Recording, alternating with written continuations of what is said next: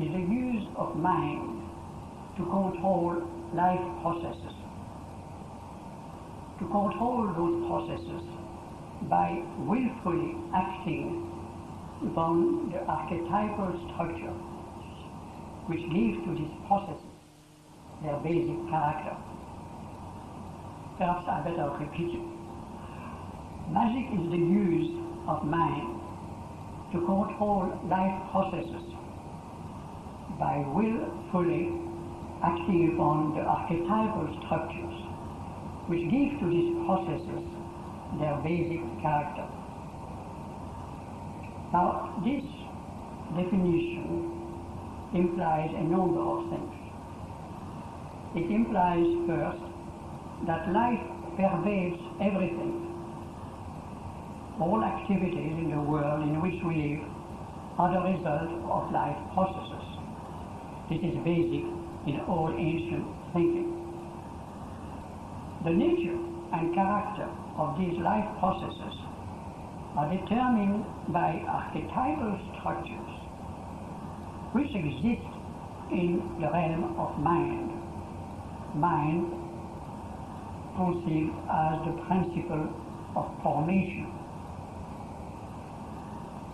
This human mind is the magical mind because it can not only know these archetypal structures, but it can affect them by will. Now, one of the most well-known statements of the past was that behind will stands desire. Desire directs the will to operate in a particular manner and in a particular direction. Desire motivates the will, consciously or unconsciously. It is an unconscious motivation, for instance, when you deal with biological needs which force us to do certain actions, but it can become a conscious motive when our consciousness becomes aware of the need and try to help its fulfillment. Thus, a magical action dominates, is directed by will, is motivated by desires. It uses the kind of mind which is able to perceive those archetypal structures and to understand their relation to the life processes. The life processes which the magician desires and wills to control for his own particular purpose. Now, the character of the magic depends on the purpose, the motive of the magician. Its efficacy depends first on the understanding of the process of magic, then on the steadiness, the intensity, and one-pointedness of the will. Now, I have spoken of archetypal structure, which is a big word. What I mean simply are specific forms which the life energy, the life force, takes to express its many desires and its many diverse aspects. These forms are not the outer shapes of the objects or living entities, but the shape, the outer shape, can lead to the magical realization of the archetypal form of these entities. This is the old concept of the doctrine of signatures. The form of everything tells us about the inner structure, the purpose, and the function of what is expressed in that outer form. So that the herb doctor used herbs which shape correspond to certain organs of the body which they are supposed to heal, and so on. The clairvoyant may see beyond the outer form and reach to the characteristics, which leads to a knowledge of the name of the entity, of the living being. the concept of name is the essential concept in magic. So that I have to deal very briefly with it. I don't know how many of you remember that in Genesis 2, it is said that out of the ground the Lord God formed every beast of the field and every fowl of the air, and brought them to Adam to see what he would call them. Whatever Adam called every living creature, that was the name thereof. Adam therefore represents here the mind that sees the essential form of everything.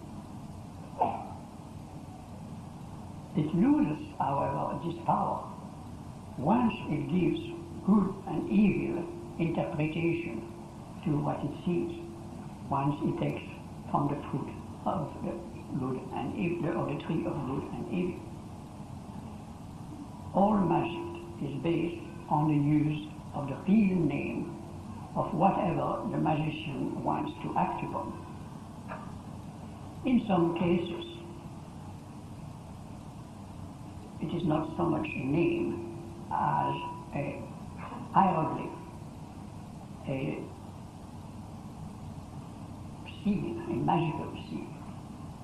The names is composed of letters. The magical seal is composed of lines making different angles and circles. The alphabet of the many letters has always had a very powerful meaning for the ancient mind. Alphabet, as you may realize, come from the first two letters of the Hebrew alphabet, alpha and beta, alphabet. There are 22 letters in the Hebrew alphabet, and in other alphabets there are more letters, but the principle is still the same. Those letters have a very essential meaning, and the name, which is made by the correlation of some of these letters, is the most powerful element in magic. You find this fact mentioned, for instance, in the books on the Tantra by Arthur Avalon or Sir Rudhyar, particularly the book The Garden of Letters. I'm sure you are all cognizant of what is called the chakras of the body along the spine.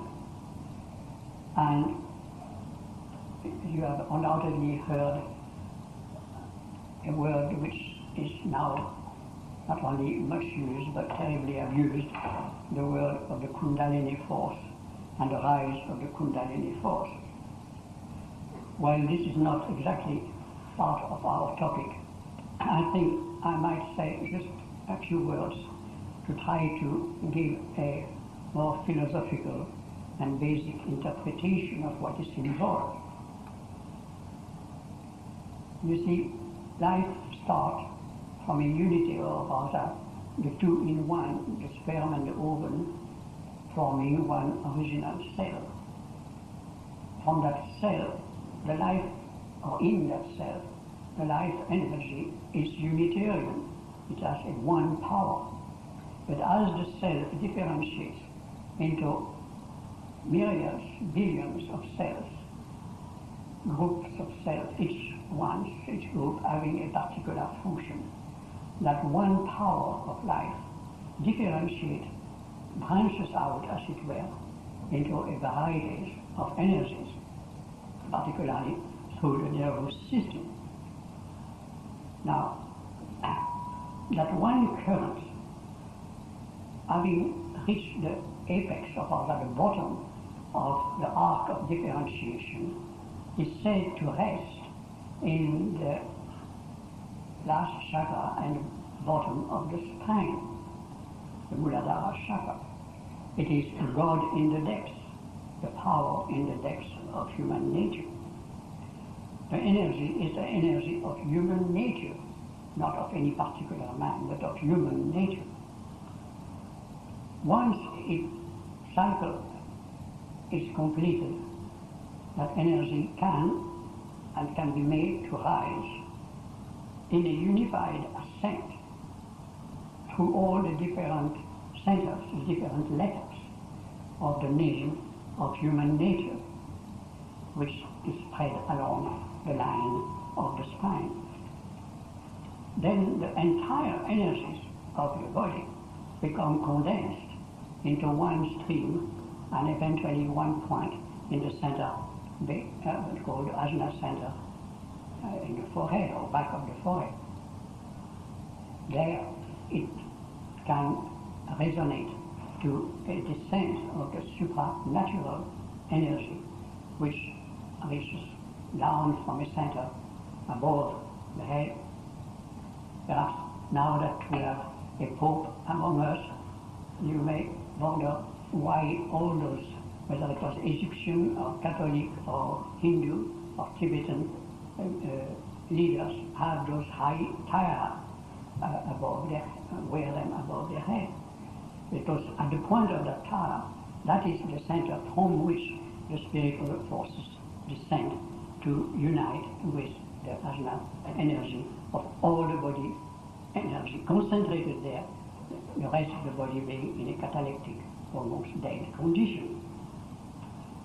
Now this is, as I see it, the very basic process, and it is not something to monkey with it, because it can be eminently destructive if forced for very insignificant purpose and in very stupid ways, as is usually the case.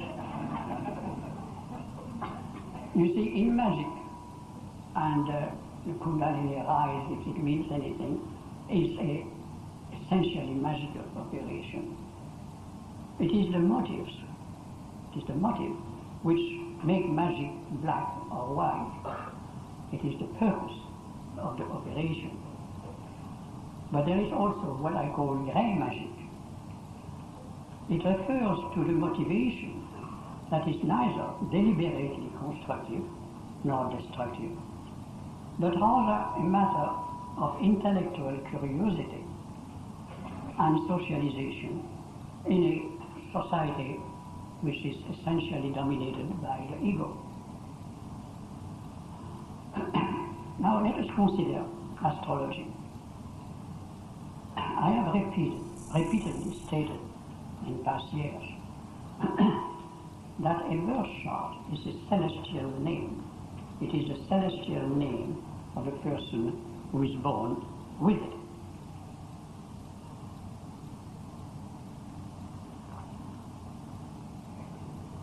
Astrology is a symbolic language revealing archetypal structures of life processes, hieroglyphs, or magical seals. It is a seal because it has lines, angles, and circles, and constitute actually a magical seal. Now that set of angular lines on the background as a background, which is the zodiac. If we are looking at the generic human life, meaning, and value, the zodiac deals with human nature. It doesn't deal with any individual at all. It deals with human nature as it operates in every individual. The other background is the house circle, which, by contrast, represents the potential process of individualization, the characteristic of conscious humanhood, or if you want to use a modern term, personhood. In the birth chart, the planets are the letters of the name as basic elements, basic letters of that name according to their position, their interrelationship. Now, you may have heard that in China, the scholar we have called originally the Celestials. They were called Celestial because they knew and were able to act according to the order of the sky. The sky and the earth were the two polarities of existence. The sky was the archetypal spiritual polarity. The earth, the state, as they call it, was like a jungle, a medley of wild natural forces which had to be controlled by the order of the sky. Eventually, the world celestial became restricted to the emperor, who was functioning as the intermediary between this order of the sky and the jungle of human nature on the surface of the earth. He was the lens through which the order of the sky became focused, and therefore the light of the power of the celestial order could project itself upon the state, the earth, nature, and control it. If that lens was not well polished, crooked in some respect, then the image of the sky order was, of course, projected in an imperfect or perverted manner, and you had chaos and confusion in the state.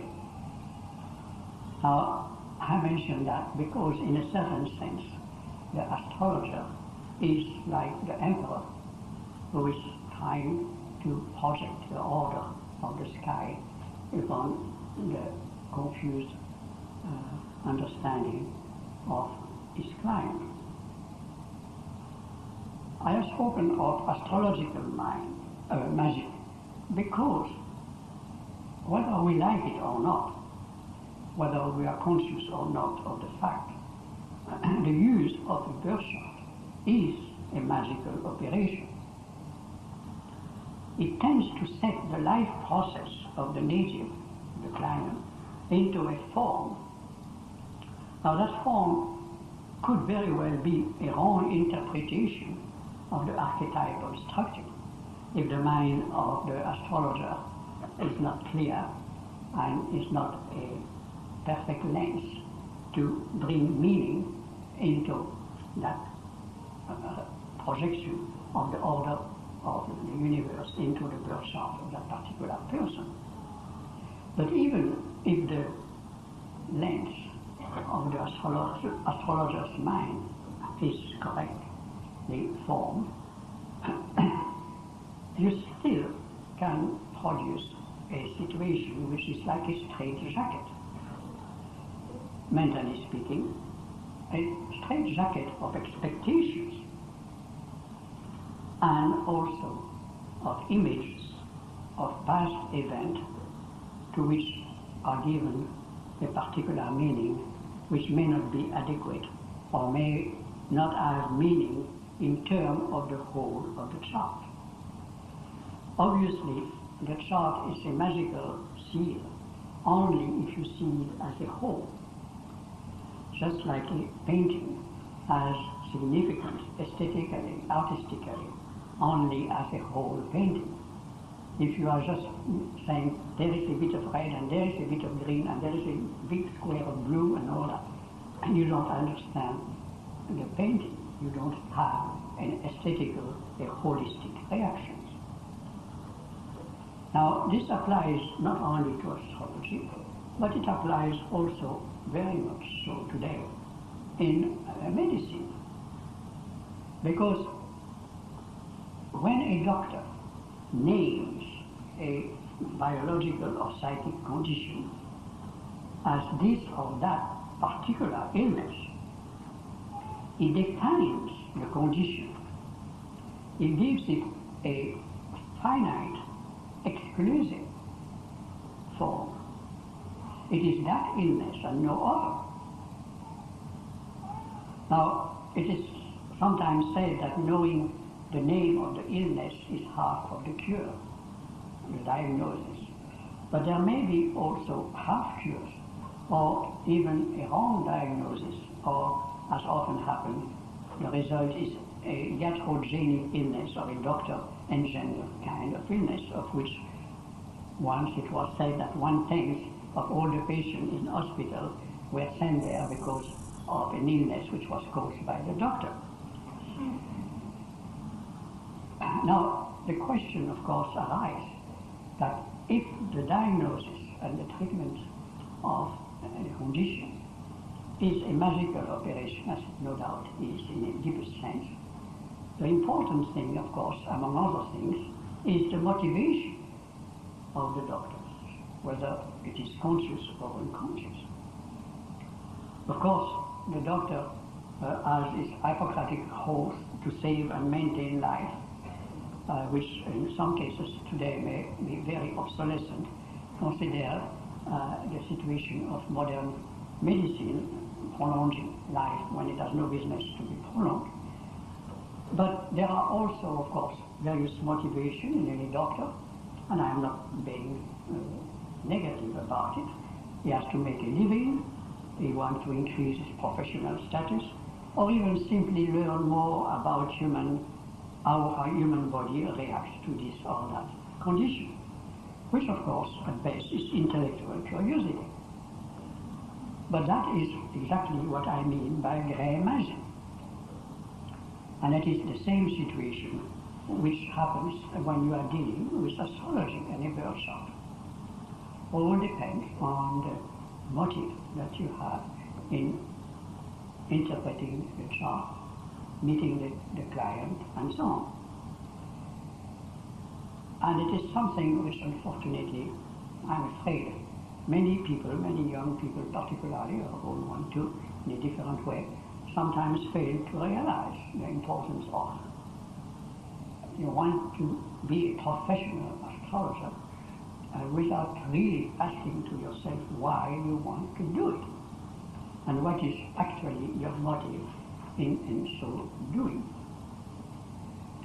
And also, you don't very often ask on what kind of knowledge is your interpretation going to be based. Now, in most cases, it is a knowledge which is based on traditional formula or else on statistics. It may be based on the psychological characters, as you see defined in books of modern psychology, which tend to list all the different levels at which you function, all the different character aspects of your character, and so on.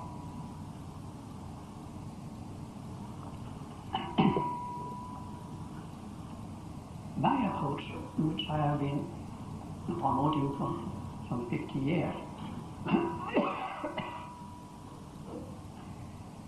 is to try to allow the interpersonal relationship of astrologer to client not only to lead to a perception of the archetypal name and function in the society of that person, but even more than that, to help that person to transcend the idea of magical control and any particular desire and motivation thereof, and to transform that so that instead you have an attunement to whatever is, to the flow of existence of life, day in, day out. The purpose of astrology, as I understand it, is to discover beyond form, beyond classification and name, the meaning which is potentially revealed by the name and the form, but which also can be very much obscured by the form and the name if you concentrate on that form and that name exclusively without going through it to the meaning which it should reveal, but may not necessarily do so, unless your mind is oriented in that direction. Now, we live in a society in America, for instance, where the legalistic form and formula is terribly overemphasized, and that includes all the IQ tests and all those tests which everybody is to undergo in one way or another. We have lawyers which are trained in the memorizing and circumventing of laws and regulation of form. And of course the same was true to a large extent in old India, in Hebrew cultures, or in terms of logic and rationalism among philosophers in Europe. Magic, as I say, depends upon the use of forms, but I believe that we must go beyond magic and the aim of merely controlling life processes for personal motive, because any personal motive is, whether we are aware of it or not, a means to emphasize the ego. We remain caught in traditional subservience to forms and names, and even dependence on such moral value as the often mentioned desire to help people. People who actually do not ask to be helped.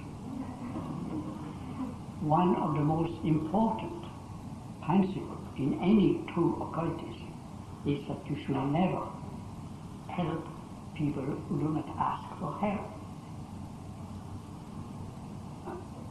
You must realize that in the United States, most people are extremely sentimental and at the same time extremely egocentric. And they are sentimental because they are egocentric, because of an implied hidden sense of guilt or an ambition to develop some extraordinary spiritual state of consciousness. Now, true compassion has nothing to do with sentimentality. It is an attitude of encompassing the whole of one's world without any ego reaction or any motive of controlling what is. Control means that the will is dominated by the mind that deals only with form and the use of form for a particular ego purpose, in most cases. When the will is free, it does not deal with forms which attract desires and which separate inside from outside, or working for from working against anything. The will is attuned to the rhythm of the whole, of the life force. It encompasses the whole wave, the whole cycle, the crest as well as the deepest fall. Such a will is not magical. It has no motive, no ego, no boundaries. It does not depend on astrology to make decisions. It uses astrology merely as a means to decipher meanings beyond the obvious traditional interpretation which the society and its culture and the ego give to changes and crises.